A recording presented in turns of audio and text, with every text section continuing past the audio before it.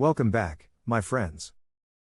The news today is that apartments, hockey rinks, and Amazon warehouses, Macy's closures will set off a wave of change at shopping malls. Macy's will set off a wave of change at malls, as it closes about 150 namesake stores across the country by early 2027.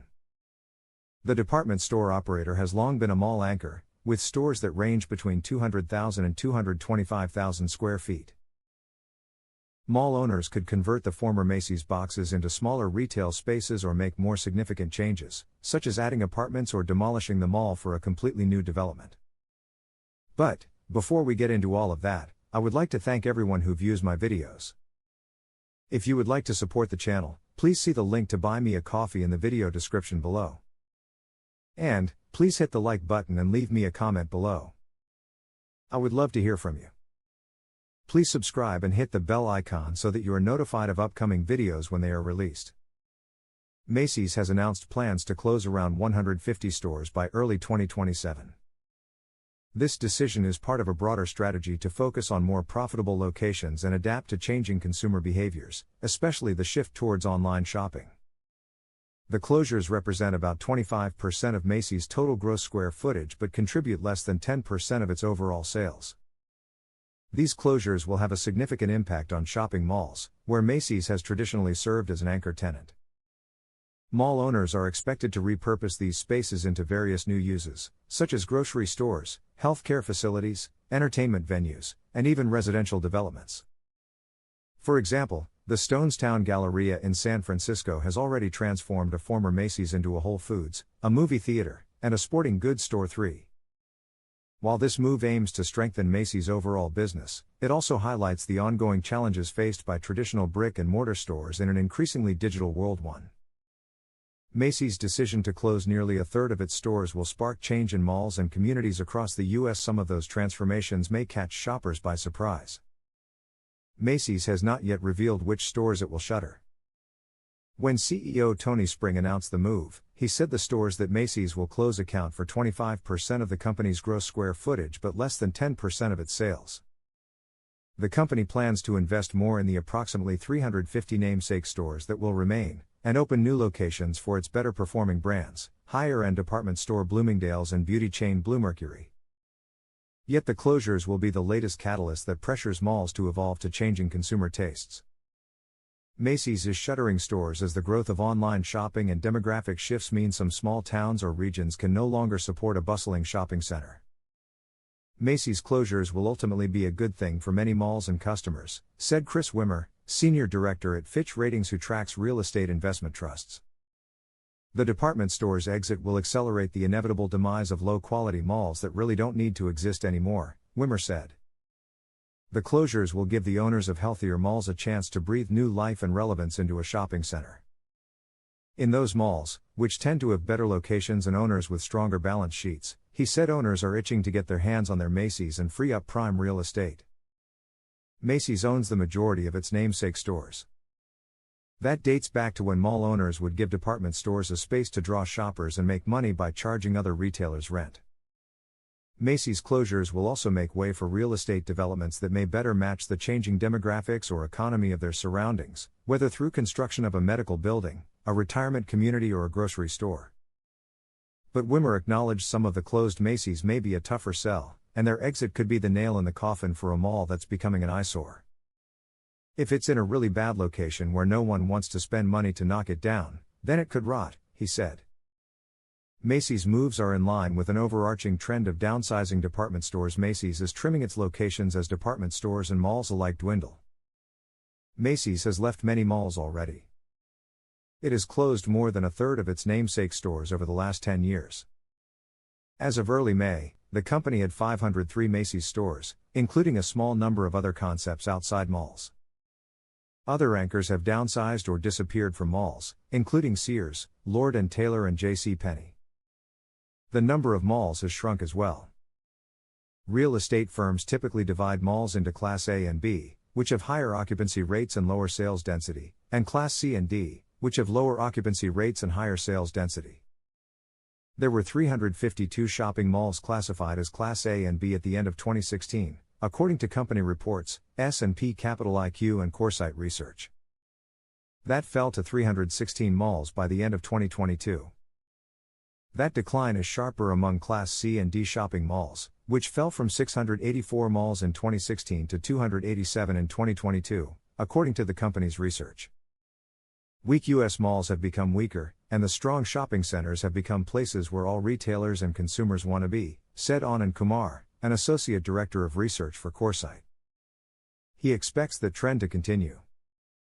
By 2030, he said, top-tier malls will draw a greater share of total mall spending and more lower-tier malls will either close or be forced to convert more space into non-retail uses.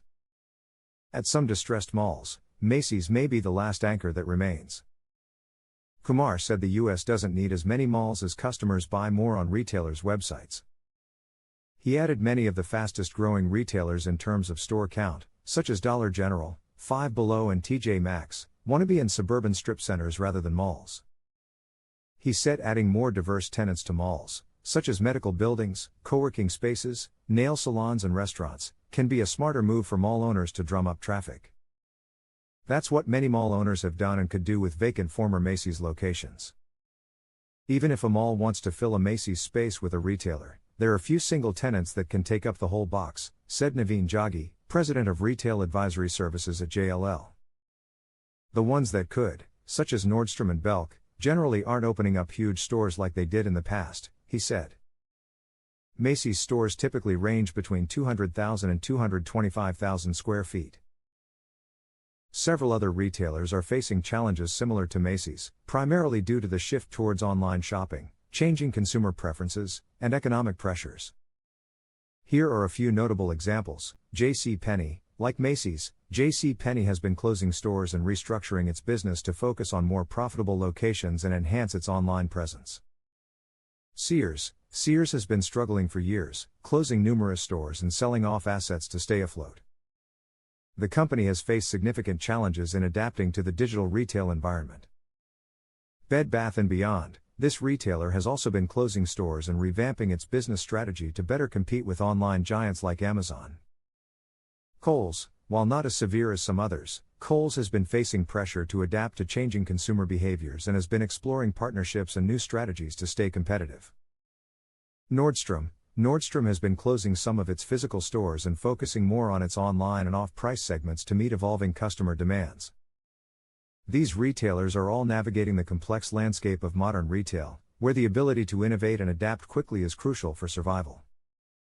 Retailers are employing several strategies to adapt to the shift towards online shopping and meet evolving consumer expectations. Here are some key approaches. Enhancing digital presence. Retailers are investing heavily in their online platforms to provide a seamless shopping experience. This includes improving website functionality, mobile apps, and digital marketing efforts. Omnichannel strategies. Many retailers are adopting omnichannel approaches, which integrate online and offline channels. This includes services like buy online, pick up in store, BOPIS, curbside pickup, and same-day delivery.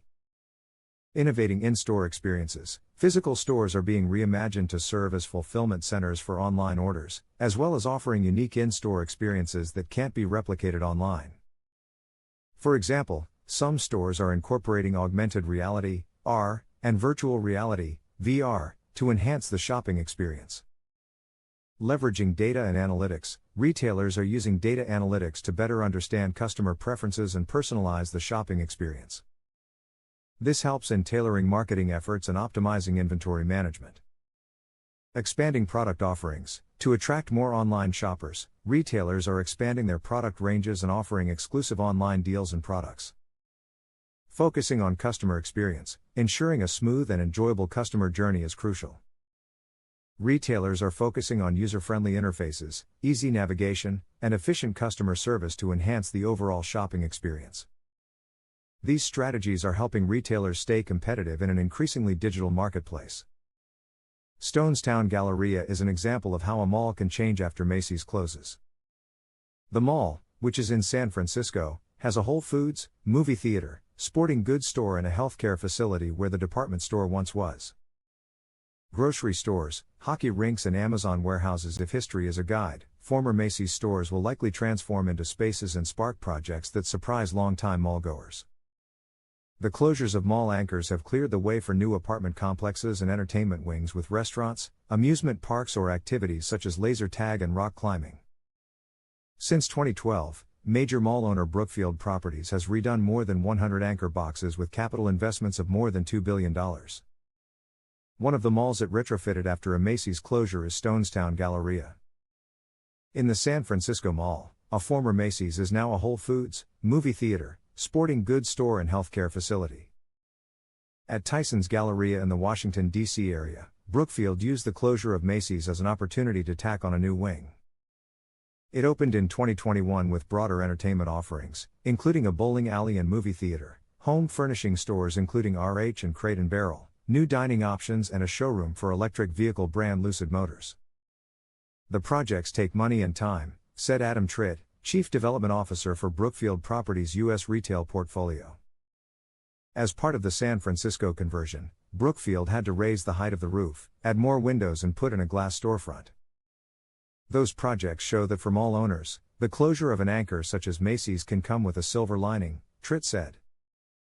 It clears the way for more flexible and creative uses that draw more people to the mall. There's a collective challenge to get people off the couch and out of the house, he said. And by turning a big box into smaller retail or dining spaces that can be leased, the mall owner can be nimbler. We are able to break it down into smaller digestible pieces, so that as trends move and communities evolve we are able to respond more quickly, he said. At other malls, the tenants that replace a Macy's could be even more unique. Near Salt Lake City, Utah, a former Macy's will soon become the location of the training and practice facility for the NHL's new addition, the Utah Hockey Club, complete with ice skating rinks and corporate offices. And in some parts of the country, consumers' shift from shopping at malls to shopping on their couches has taken physical form. Amazon opened a huge fulfillment center on the former site of Randall Park Mall. The mall in Northeast Ohio struggled with dwindling occupancy rates and ultimately lost mall anchors, including Dillard's, J.C. Penney and Macy's. And earlier this summer, Amazon opened another fulfillment center in Baton Rouge, Louisiana, also on a former mall site. But, what do you think? Please hit the like button and leave us a comment below. We would love to hear from you. Please subscribe and hit the bell icon so that you are notified of upcoming videos when they are released. Please share this video on social media. And, before we end, a word from the sponsor of this video. Today's sponsor is ProWorldNet.com.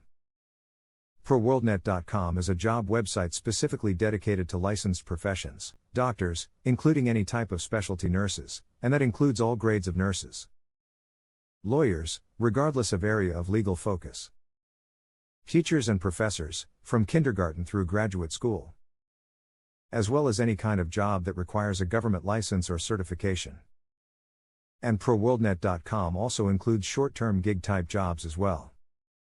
So, be sure to check out ProWorldNet.com if you are looking for a job or an employee. Thank you for watching.